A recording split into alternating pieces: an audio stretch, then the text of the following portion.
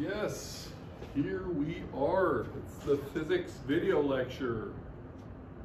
psci 168, video lecture 39. So we're going to do electricity and magnetism, but I'm going to start with some announcements about the rest of the semester. There's not that much left, so we'll just put up a little schedule of what's going to happen here. So while I have your attention, we have some announcements. And we'll start with how many days we have left. I have the 2nd, the 4th this week, and then the 7th and the 9th, Monday and Wednesday next week. So those are our 4 remaining hours, including this one. And we have a final exam on the 14th. So I'll put down here 12, 14, 20, 11 to 1. Final exam. So working backwards, we want to have this entire hour for a review in which I'll give you a good heads up on what's going to be on the exam. And so there shouldn't be any surprises, and it gives us a chance to go over everything. So this hour here is exam review, very important.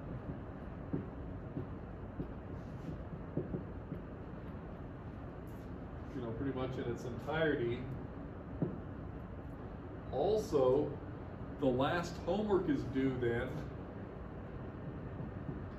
Homework that's due, and that is not your entire book. I had a couple people ask that on the email.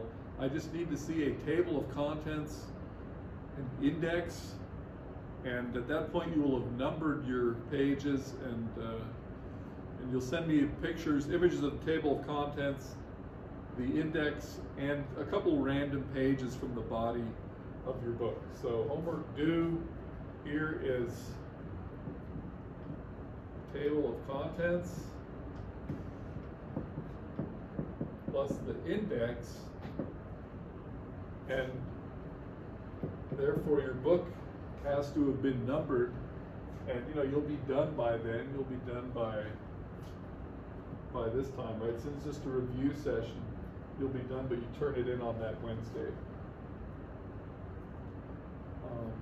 So yeah, so this is for the last Wednesday of the semester. We do a review, you turn in to me, you know, whatever, by the late afternoon, or the way we've been doing it so far. Table of contents, index, note. The pages have been numbered at this point.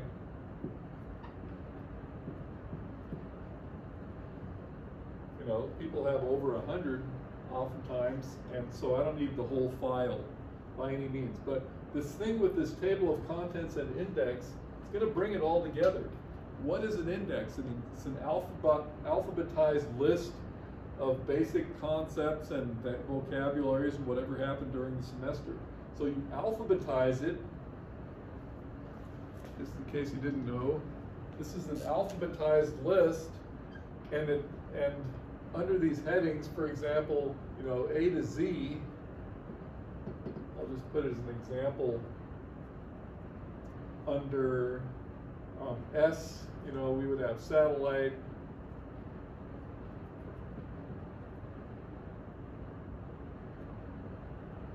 Satellite, okay. Under A, you could have asteroid, because we talked about the asteroid collision. So as many as you find that are interesting, and then this would be on pages, you know, I'm just making it up, 45 and 46 or something. And the satellites would have been earlier, okay, pages 31, 32, and so forth. So you put together a nice index, and that ensures that you've actually reviewed your entire semester's work. So this is just a fantastic task. And the same with the table of contents. The whole semester has been logically presented, so I think, you know, you'll find this pretty enjoyable actually if you sit down, take enough time to do it. And then when you've done that, you can send me the images of this, images of your index. You know, it'll come out to several pages all told. But this won't necessarily be several pages, but it could be a few.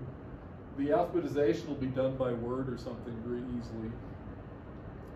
And so you send that to me, and maybe a couple of pages, you know, from the body of the book, of the stuff that you've already sent it to me before, right? That reference some of this, but primarily the contents in the index, and then some of those numbered pages to kind of show what's going on. Good, so that's the final assignment that's due. Here on Friday of this week, homework is just the usual, the notes that you have, etc. I'll see if I come out, you know, etc., images, what have you. Okay. So yeah, that's that final assignment, and then the notes for this Friday. Okay, let's see what else I have here in terms of announcements. Final exam is the same format as the midterm, which I'll be getting back to you sooner or later.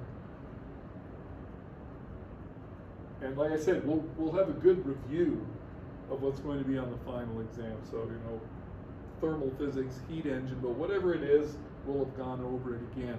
Okay, so you know where to look. Okay, so between those things, that is what I had to tell you. Oh yes, and as far as our topics that we're going to talk about now, this is pure review. We're not going to do anything new here. So what we're talking about here is magnetism, and I'll just write both, electricity and magnetism. And then the topic here, which is this Friday, I want to show some demonstrations.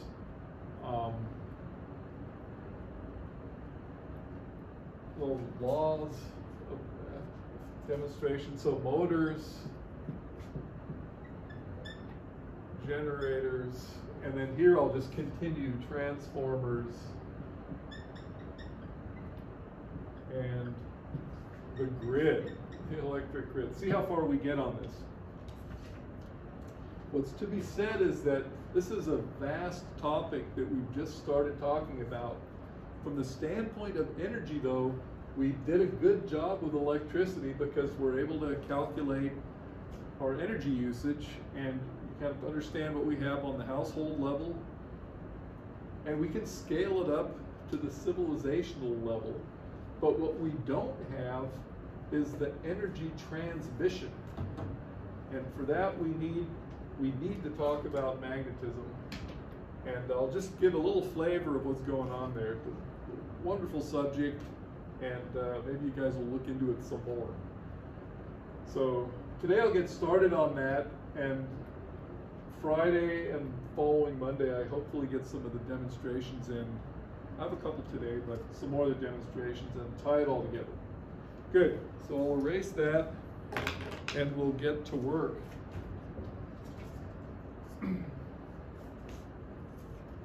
Yeah, good.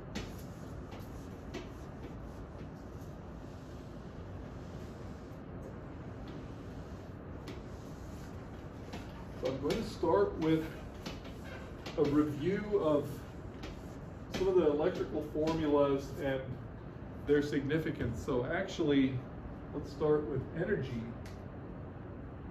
We've got energy, and for us, it's nice to consider the hydroelectric dam, okay? Finally getting to the electric part, there's the dam, there's the penstock, there's the powerhouse. And what's good about this here, there's the lower lake. We know how much energy is there. Okay. We've got There's our water. And we know that the energy, I'll write energy this time, energy, work, call it what you want, it's just the mass of water, GH, and we can express it in joules, but we can also express it in kilowatt hours. In joules or kilowatt hours. Okay, so we know how much we have there. Now, then we have, of course, the idea of these long distance, high voltage electricity transmission. Okay, and how we get that from here, where we say, okay, we have this much energy. Oh, I should also write power, because we're good at that as well. P M over T GH, flow rate GH. Okay. So yeah, energy, power, but the transmission, that's our big question mark. How is that energy transmitted? So we went to electricity, and we have some useful formulas in electricity. And in fact, just for calculating our energy needs and understanding them, we already have quite a bit there. So we had, delta V equals Ri. We have Ohm's law, so we know about currents. And then maybe the most important one for us, I delta V, because power in watts, amperes, volts, just the day-to-day usage. And of course, energy is equal to power times time. That's where we get that kilowatt hour from. Okay. So in terms of electricity and energy use, so here I'll write electricity, energy use, we're covered. Okay. So in that sense, we have a complete presentation so far during the semester. But it is pretty amazing how that energy here and that power that we just measure in a million watts or more is actually transmitted along these wires, and then on this end it can run the devices and things that we're using, power everything that electricity powers, which is a lot. Okay. And again, these formulas were enough just to calculate these usages, but what we want to talk now about is how the transmission occurs. Okay? And for that, we have to go to electricity and magnetism. What I will say for fundamental electricity is we have to kind of go back to the basics. We had electric charge and we have electric force. Okay, so we had electric charge, call it Q, and we had the force law, which we didn't go into. We didn't specify the behavior of the force law per se, we just said there is one, okay? But that's what we have. We have electric charge, and by the way, I should say plus or minus, right? Positive and negative. Then we have a force law, and because we had a force law, we had work, and because we had work, we were able to develop these ideas. So force law goes to work, etc. So that's how we tackled this. Now the next thing we have to do is magnetism. And I start out very basic, and hopefully I can show you the relevant laws and demonstrations that will put some meaning there. So our next topic is magnetism, and I brought some magnets to show you. Okay. So magnetism. And what are they here? In this box, you may have seen things like this, a horseshoe magnet. You can pick up iron filings with it. Okay, here's a magnet. The one I really want to draw your attention to is this line of magnets here, because I can break them apart and I feel that attractive force. So with magnets, more so than with electric charge, which is static and gives a little shock, with magnets we can really feel that force. Okay. And I'll take just 2 of these.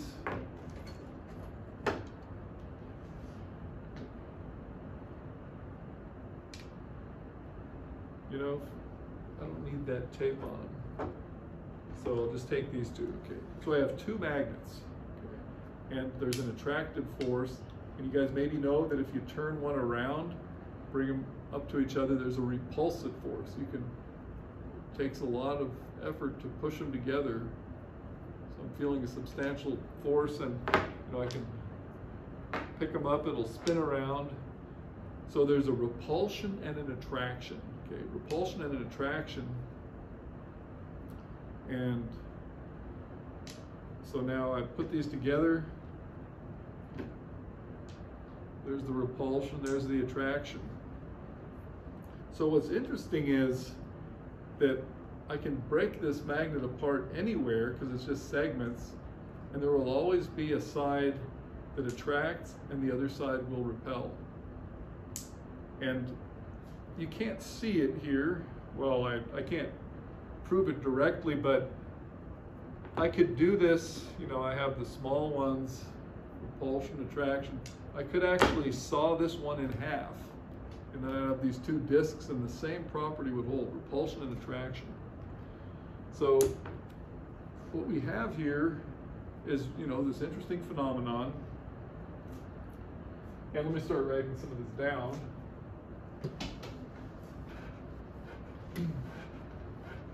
What we say is that a magnet has a north and a south pole.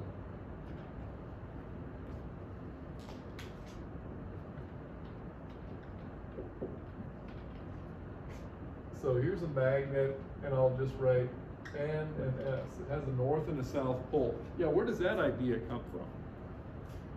In fact, if I were to suspend this magnet with a string, it would then orient itself towards what's called magnetic north. The Earth itself has magnetism, as well as these little bar magnets. Okay. So, once again, so here's magnets. One, each magnet has a north and a south pole. Okay. And we say, first of all, use as a compass. Okay, that's the first point. And in that, you would suspend it from a string, and it would actually turn. Okay. The next thing is, you take 2 magnets and bring them up to each other, and you get like poles repel, and unlike poles attract. And the poles are just represented by the end of the magnet. But this breaking the magnet apart discussion experiment proves, and experimentally you can show it, you cannot isolate a north and a south pole. No matter how many times I slice these, the magnet is still always going to have a north pole and a south pole. So we're going to say part 3 here, we cannot isolate a north pole or a south pole.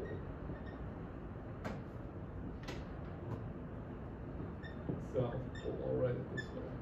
North pole or a south pole. Cannot. Unlike the electric charge. Remember the electric charge, we had the plus or minus, and we could actually have plus in one end and minus in the other. With a magnet, you cannot do that. And what I'm going to do is a demonstration with a large magnet. I have a really powerful magnet in the room. I'm going to push it in front of the camera here. I think that's going to be right. That'll do the trick. Okay, so this is a powerful magnet, so much so that I can throw something at it and it'll catch it. Okay, and I have to fight to pull this thing over here. Okay, it's a very powerful magnet. And what it's going to do is show us the effect on these compass needles. This is an array of compass needles. Okay, an array of compass needles, and you can see that they're taking on sort of a curved shape. Okay, now as I move this array, just follow the needles carefully. I'll move it really slowly, and you see them do a rotation, and you can also see the curvature, the general curvature of them. What we say is that those compass needles are lining up with the magnetic field. Okay, and I'm going to make this demonstration. So everybody watch, focus on a needle, the one you like the best, and watch what happens when I take this all the way around to the other side. Okay, and again, notice the shape, the curvature that's being taken here. Good.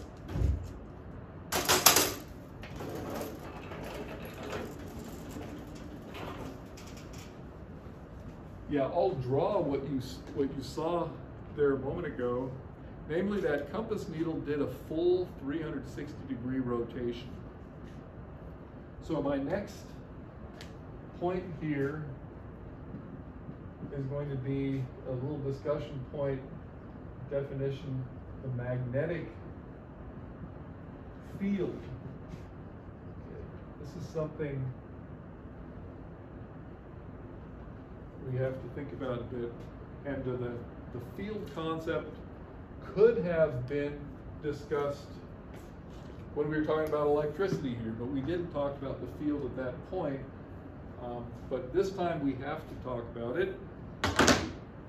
And I'll make some room right now for the magnetic field.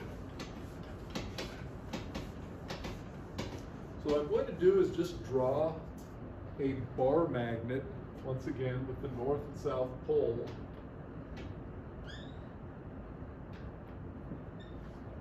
And the shape that you saw, let's go ahead and use blue here. You know, we were seeing this kind of curvature. Okay. The same effect can be obtained, and maybe we'll make a list of things you want to print out. The same effect can be obtained if you have a if you have a magnet, you put a glass plate over it, you sprinkle iron filings, and they will show the pattern that my compass needles showed. Okay.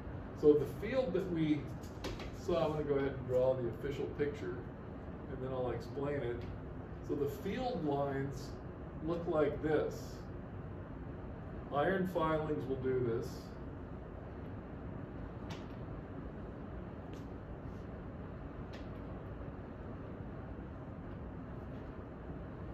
And these are actually extensions of lines that would go all the way around and come back in, just like these do here.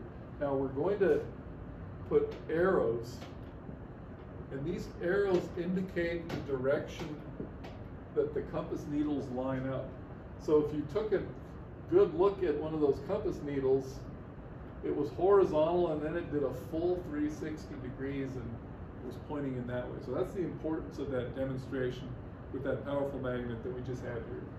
So these are the field lines, as they're called, and the field lines have the direction that a compass needle would take if you placed it here. So if I took a compass needle and placed it somewhere like at this point, then it would be in that direction. Okay. And that's what I basically was trying to show you. So we're looking at the magnetic field, and it's called the B field. It is a vector. We haven't talked about vectors for a while, but we did earlier in the semester. It's an arrow. So at every point in space around a magnet, there's a direction there, and if you put a compass needle there, it will orient. And that's what we call the B field. It's the magnetic field, or the B field. Yeah, and here's the other thing.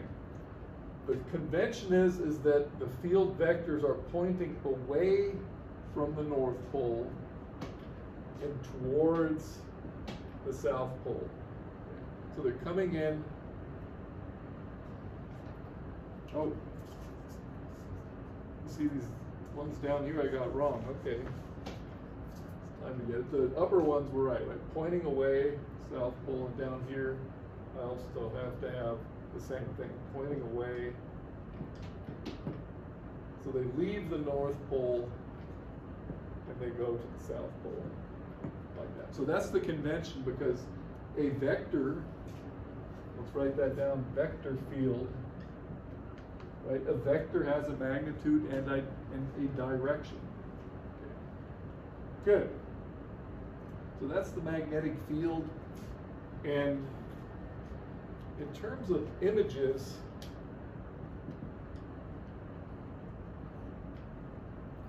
I think if you look up magnets and iron filings,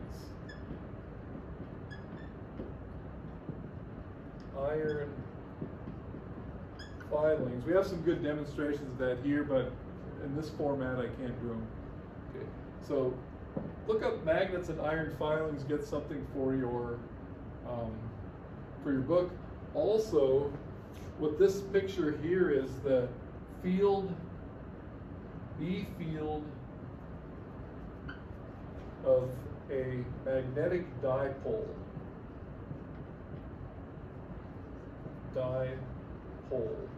So that's something you could also look up. You actually, if you don't have to put the B there, just field of a magnetic dipole, then you'll get images like this as well. Okay. And you've got these, again, these properties. The like poles repel, the unlike poles attract. So yeah, there's all this rich phenomenology of magnets. Let's consult time a moment. Okay. Good, so that's the beginning of the discussion of magnets. Now what I'm going to do is outline the rest of the content, and we'll get a list going here. Yes, a B field, you got a vector field, images here, magnetic dipole, all very important.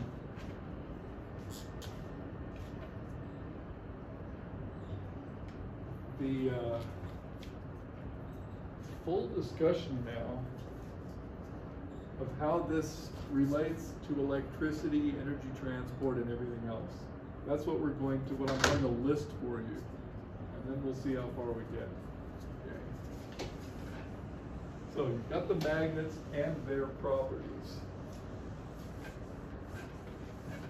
And actually, let me add to this little list of things that you could look up. Remember I said the compass, this suspended from a string is a compass. It's pointed towards the magnetic north of the Earth. The Earth itself acts like a magnetic dipole. So let me number these things. These are things you want to follow up on. And third point, Earth has a magnetic dipole.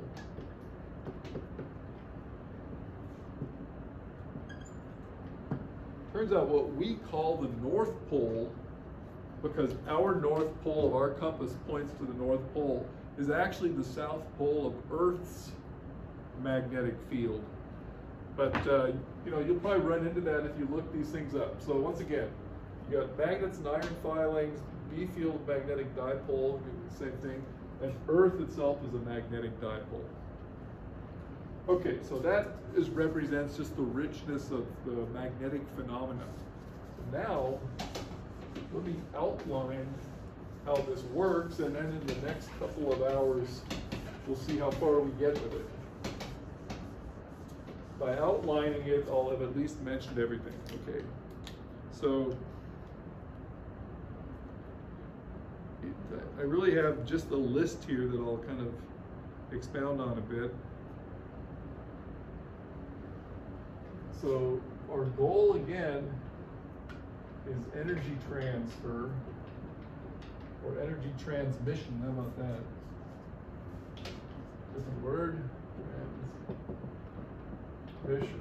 And again, electricity and magnetism. Yeah, we often just say E and M. Right? Physicists at least is E and M. Okay. E and M. Good. So here's how our list goes. First of all, we know about electricity. I just had those things up there. I will put electric charge,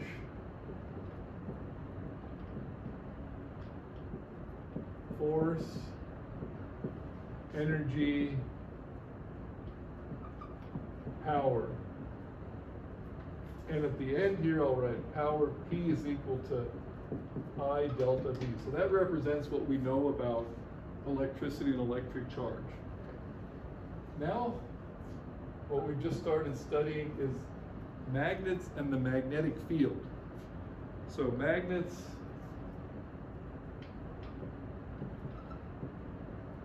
and the B field. So you can say that's where we are so far. The next point in this progression is where these two topics find basically where magnetism and electricity act on each other. So I'm just going to call this the magnetic field acts on the electric current. So I have to see about a demonstration of that for you guys. But what happens is if you have a magnetic field and a wire in the magnetic field, there's a force, okay? Force. So that's something that has to be seen and demonstrated. Then we have, in a kind of a reciprocal, interesting way, the magnetic field acts on electric current. The electric current actually produces a magnetic field. So this is huge. Electric current produces a magnetic field. I always just write B field, right? Okay. Magnetic field. Okay. That is to say, a properly configured electric current can produce the same magnetic field that this bar magnet produces. Can not only do that, it'll show the same iron filings pattern and everything, okay? So this is where it gets really interesting. The electric current produces a magnetic field, and then the law that ties both of these together is that the changing B produces changing delta V for I. This line here, I'm just going to, like I said, I want to make sure I mentioned everything. This is referred to as Faraday's law. This is at the basis of producing electrical power. This is at the basis. You know, we've been talking up here in 1 under electric charge, et cetera, et cetera. We also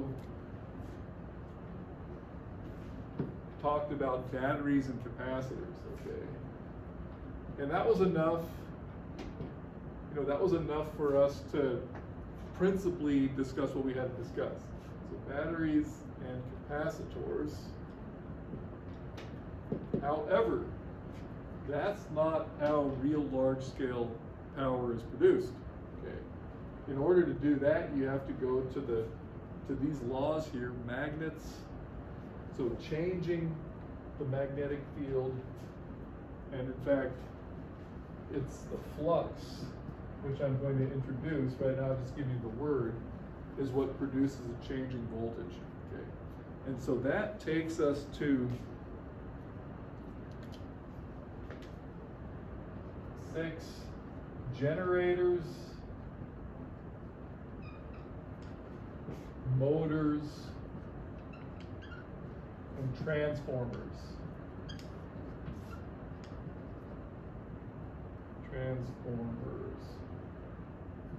Okay, generators, motors, and transformers. So it's this progression of ideas and phenomena and demonstrations that allows you to get large-scale power generation and transmission. So what we want to do is see a little bit of this. I have a very small, nice little motor kit that I'm going to show you guys. In the past, I actually had a class where we all had one and played with it and took it home. But I'll demonstrate some of these things. That's the progression of ideas and phenomena that we still have to look at. So what we talked about today was magnets and the magnetic field. And I'm going to try to get some demonstrations of these things in the next 2 hours. And then this last topic here we'll be able to pull together. Do I have anything more there? Well, yeah, then you could say generators, motors, transformers, and the grid. Okay. 6, 7, the power grid.